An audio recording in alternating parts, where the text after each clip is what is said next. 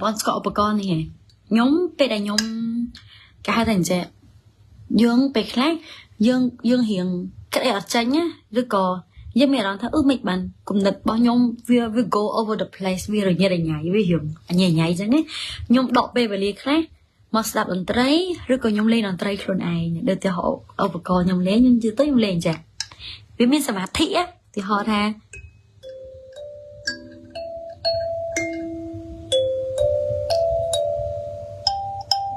នេះអនណាខ្លះ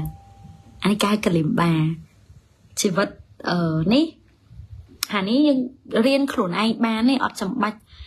រៀនមានគ្រូទៀតបាត់តែ YouTube ទៅយើងរៀនបានចង់ចេះបត់អីក៏បានដែរតែគាត់ខ្ញុំអត់ចេះច្រើនទេខ្ញុំចេះមួយហ្នឹងឲ្យតែខ្ញុំលេងត្រូវបត់នឹងមកបត់ឲ្យបានចប់2ដងឬ3ដងណាខ្ញុំមានអារម្មណ៍ថាមានការថាមានសតិមកវិញមានការផ្ដោតនឹងមកវិញគិតអីទៅវាច្រើនតែបានអាហ្នឹងក៏ជាអាចកំបាំងមួយដែរដែលខ្ញុំជួយខ្លួនឯងហើយមួយទៀតពេលដែលខ្ញុំធ្លាប់ពេលខ្ញុំនៅរឿងដូចជាវ័យរឿង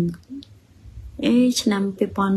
19នេះហ្នឹងអាពេលខ្លះតាំងវាច្រើនខ្លះទៅវាធ្វើឲ្យយើងរឿង stress វារឿងអញញ៉ៃច្រើនណាក្នុងខួរក្បាលយើងពេលខ្លះតោះខ្ញុំតបមកវេដែលខ្ញុំជួយខ្លួនឯងគឺខ្ញុំទៅសេដែលខ្ញុំកំពុងកាត់ចេញមកក្រៅទាំងអស់ហ្មងទៅសេ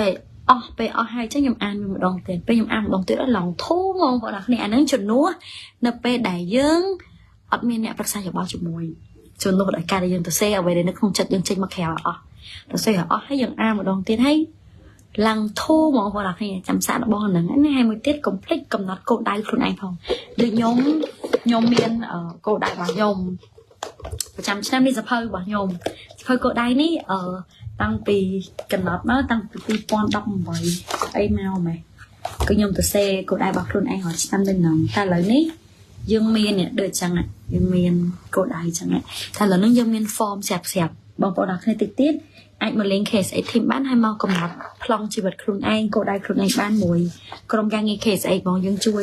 យតម្រង់ណាព្រោះដោយសាររបៀបកំណត់គោលដៅនេះតែយើងកំណត់អត់មានរបៀបរបស់គេទេយើងងាយ fail ដោយសារតែយើងកំណត់តាមចិត្តចង់តែវាអត់ត្រូវស្តង់ដារ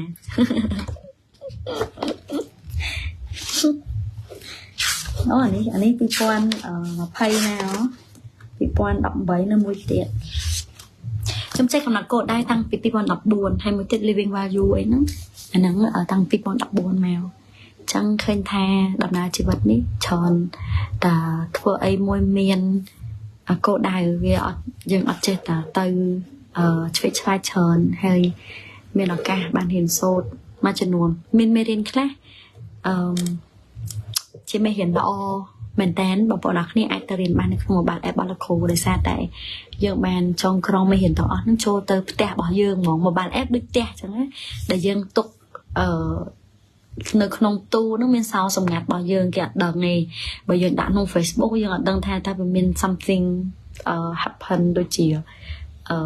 គេលោកគេអាប់ដេតទៅបាត់វីដេអូអស់ចឹងយើងវាអត់ទុកចិត្តណាចឹងបងប្អូនអាចទៅរកប្រភពចំណេះដឹងនិងព័ត៌មានជាច្រើននៅក្នុង